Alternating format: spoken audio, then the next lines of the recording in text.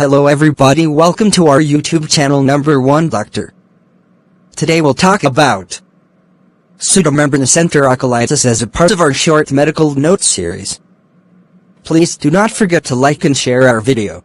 Pseudomembranous Enterocolitis is caused by overgrowth of Clostridium Difficile in patients who have been on antibiotics.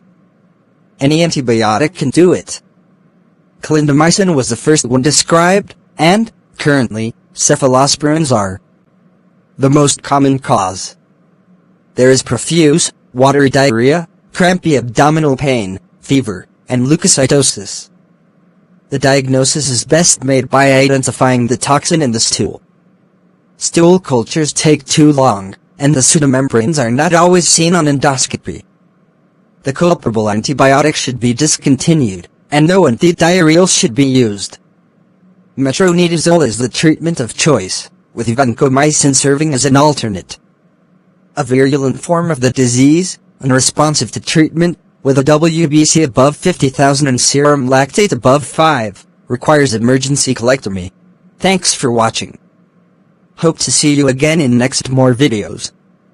With my best wishes. Dr. 8 Fomid.